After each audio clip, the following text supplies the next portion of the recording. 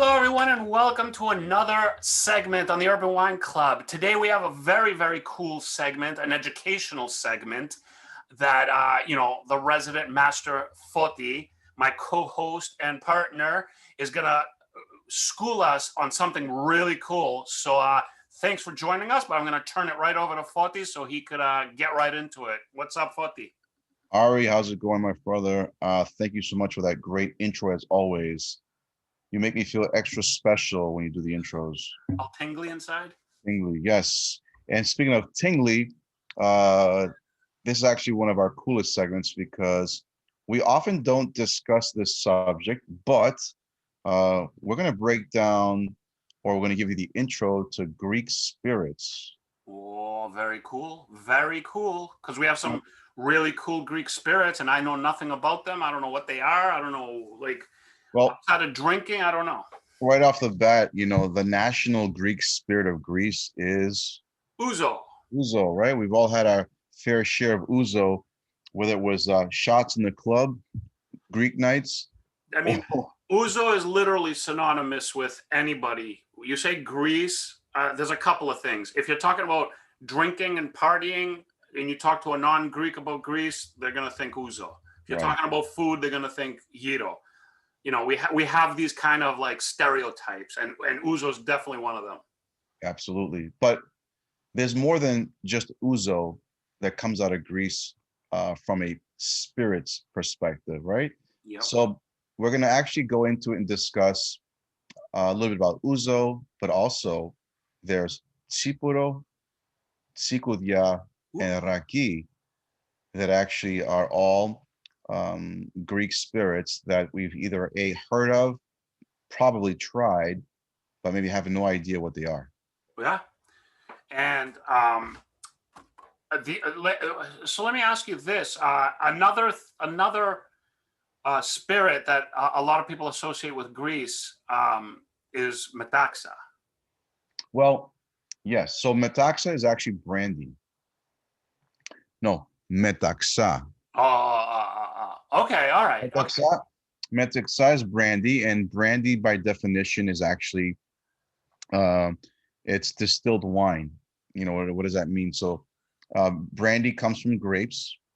It was created and started in what we believe is France, modern times, but it has roots to ancient Greece and Armenia and Turkey and so forth. But that's a great subject for another segment. Yeah. Okay.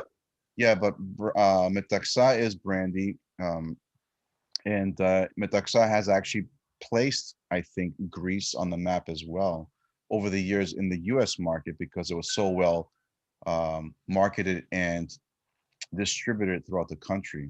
Yeah, that the marketing goes a long way. But so what the spirits we're going to talk about, Ouzo, once again, is very famous. Everybody knows Ouzo.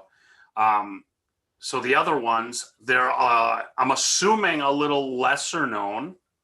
Lesser known in depending on the generations and the audience or the consumers, but as Greek Americans growing up, I'm sure we've come across a grandparent, an uncle, or your dad, someone in the family that makes homemade Tsipouro to some degree, right?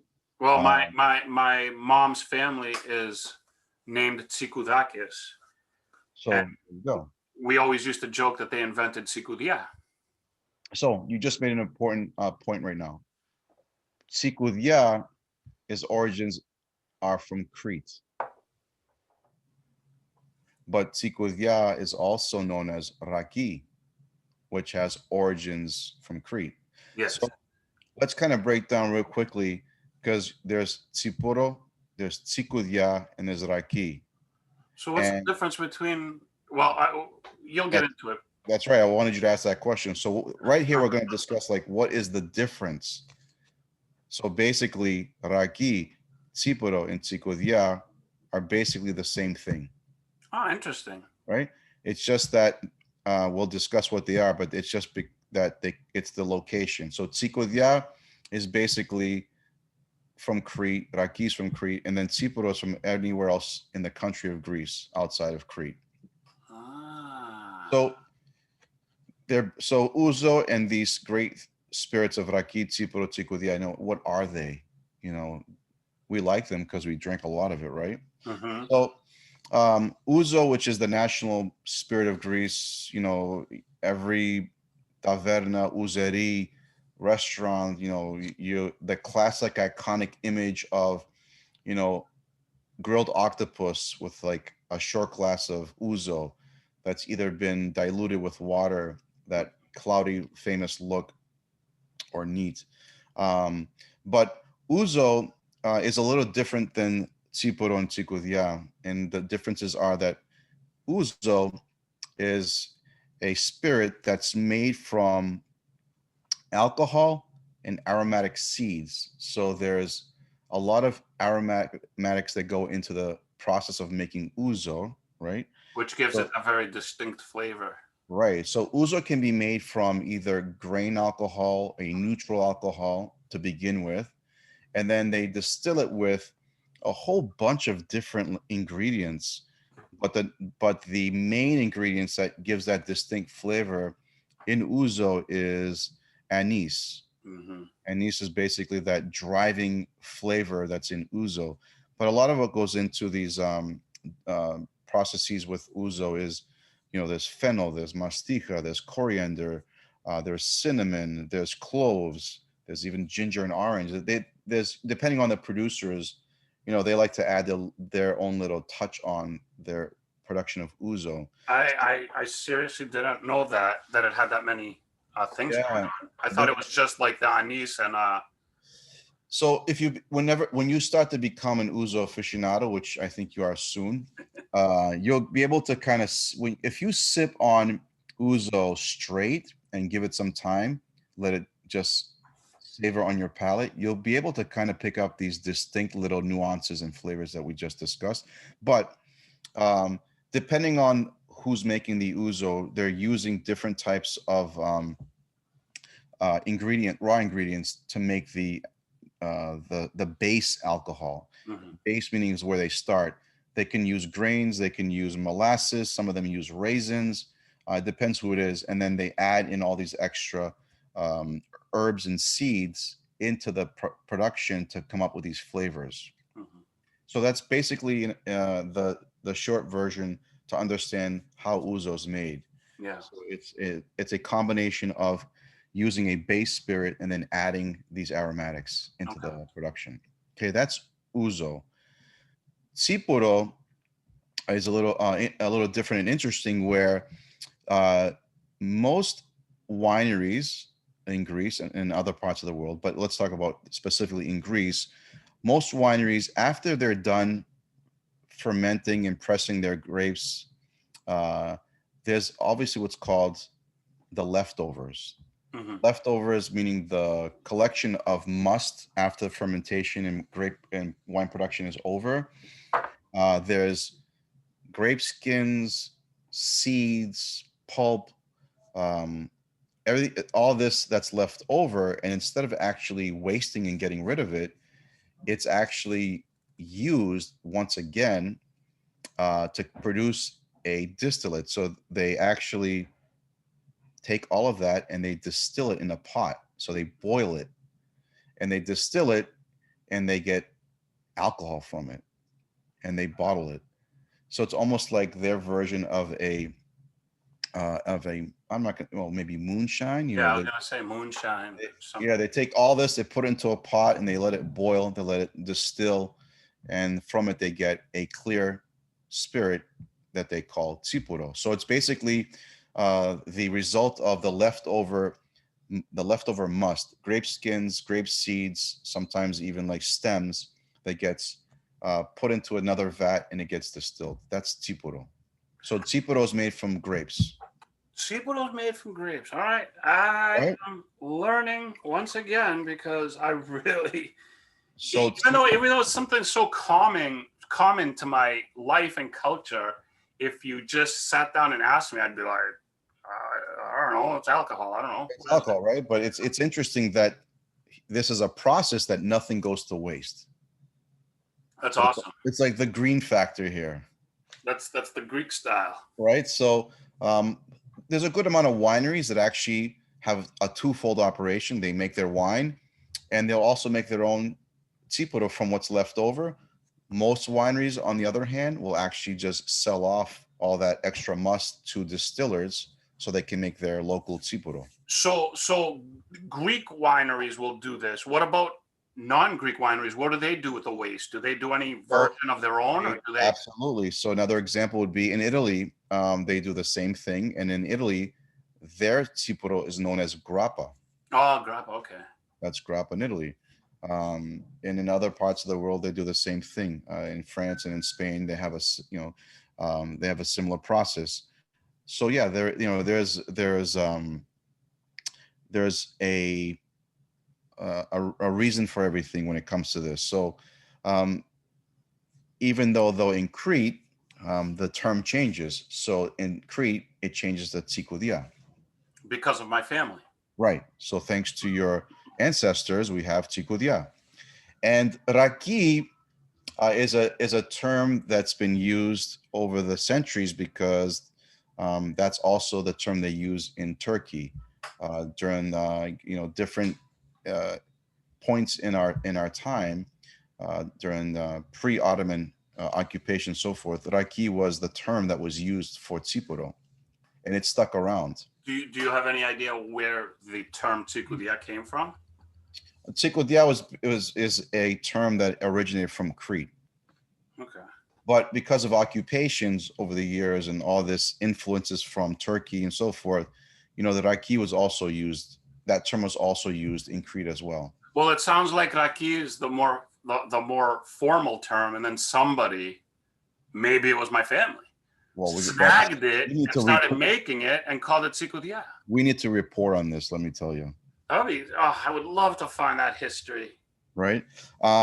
So all very great productions that I believe, I've tried different types of distillates from around the world, but there's today's producers are really, really honing it down and making some of the best. And when I mean best, what does that mean? When it comes to distillates, it's all about the flavor and the smoothness. Mhm. They could be pretty harsh because they're high in alcohol, but Yeah. there's a lot of great smooth distillates like Tsipouro and Tsikoudia coming out of Greece today. I have a couple that are right behind me that I can just maybe let our audience know. Like, for example, there's two locations in Greece that happen to be islands that are considered the echelon of production of Ouzo. So the island of Chios, right, and the island of Lesvos is considered to be making some of the best quality Ouzos out of Greece. Interesting. So one of the most iconic brands which we have with us is from Plomari. Plomari is an area in Lesvos, and this is from Barbayani. Barbayani happens to be a very popular, recognized Ouzo brand, and we're fortunate that we have it as well in our platform. So this is their Ouzo from Plomari. That's Plomari Lesvos. And then we also have a Tsipouro from a mainland producer that also makes wine. And that also, the winery also is in our platform. But this is from the Katsaros family. And Katsaros is in Thessaly, a little bit mountainous area, but they make exceptional wine, but they also make exceptional Tsipouro. And this is their Tsipouro that was also available on our platform. Yeah. Very smooth, very tasty, and very clean finishes. They really, they really take this serious. And again, I go back to mention that prior to maybe 10, 15 years ago, most of the Tsipouro that was consumed was homemade. Yeah. Right. I mean, I remember being younger and having like this, like home bottled like Tsikoudia that like will just knock your socks off. You go blind. Right. Or you can use it as paint thinner. But and then the Raki selection that we have actually to show you from Crete is actually Raki that's been distilled with honey. That takes on a new term called Rikomelo. Mm. So this is from Crete. It's from the Roots Distillery, and you notice a beautiful color Yes. because it's been actually distilled with actual local honey from Crete. But this is Raki with Meli, so Rakomelo. So this has, if I remember correctly, because I'm not looking at the bottle right now, but I remember looking at it. Yeah. So hold it up higher. Yeah. So it has. It looks like it has less alcohol. Yes, Are the other ones 40 proof? about 40 proof. Yes, And that one what? 25? 25. So what is? Do you know what's going on there? Why? It's the sweetness in the sugar from the honey that brings it down. Okay, interesting. But that doesn't mean that you can drink more because it has less alcohol. That's what it means to me. But and you know these are classic staple items in these parts of Greece that we're just coming to like learn and discover and enjoy. Yeah. Um, but you know we've always come across folks or people in our network that have heard of Tsipouro, have heard of Raki, have heard of Tsikoudia, but really don't know what it is. But you know what? I'll also say this. I have grown up with these terms, but because I was either A, too young to like really enjoy that type of alcohol, it was just very harsh to me, or I would have, like I said before, some like home brewed just mishmash of whatever, and it was just like horrible. Right. So I've always avoided them. I've avoided them because to me, I just have these memories of this like harsh whatever. So now it's nice to hear that these are like very well made, very well crafted, much nicer like smoothness to them. So they're not like just something that I feel like is like And let me add this, Ari. These are also great after dinner offerings, and they're also can be considered digestivos, where after a meal, having an ounce or two of Tsipouro Tsikoudia really helps with the digestive process of your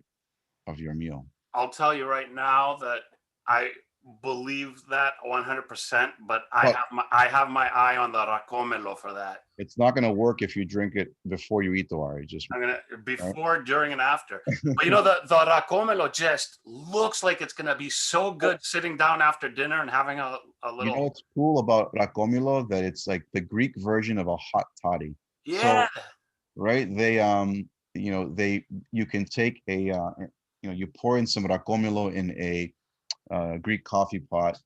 You can boil it over your fire with like some sticks of cinnamon. Oh Let man. it let it come to a boil. Pour that in a shot glass, and you're good to go. Dude, if it wasn't like 500 degrees where I am right now, I would do it.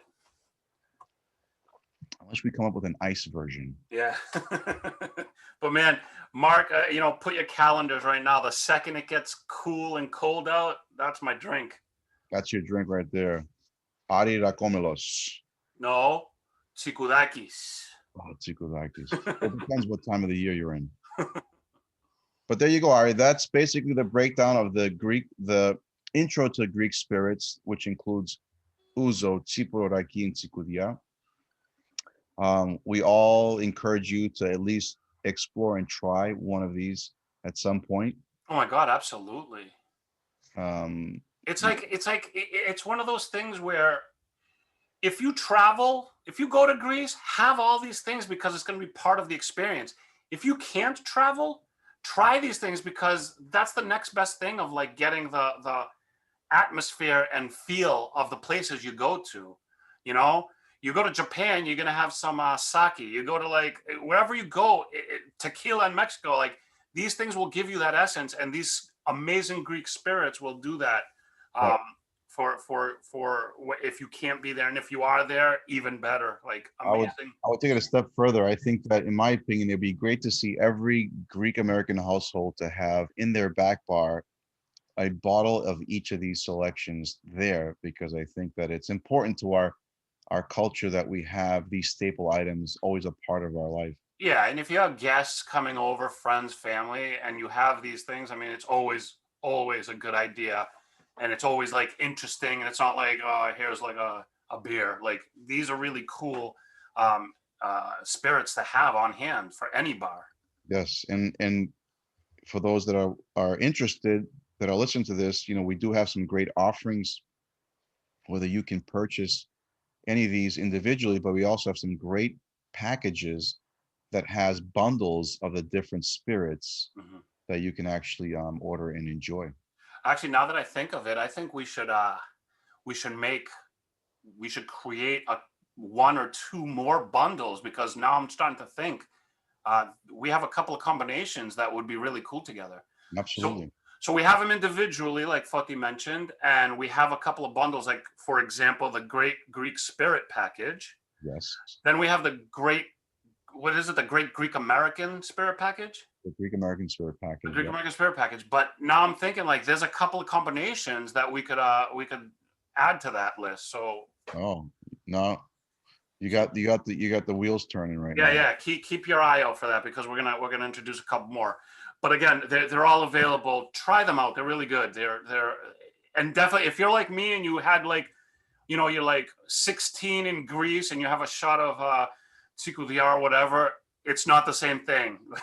This is a lot better. You mean the results are not going to be the same?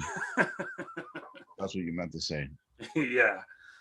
There Yeah. you have So it. again, thank you, Foti, for the knowledge that you bring. Everybody out there, thanks for watching and listening. Check them out on our platforms, Greek is on, Greek Wine Club. And thanks for watching. Thanks for being with us. And we'll see you next time when Foti brings the knowledge once again. Cheers, everyone. Cheers, cheers, cheers.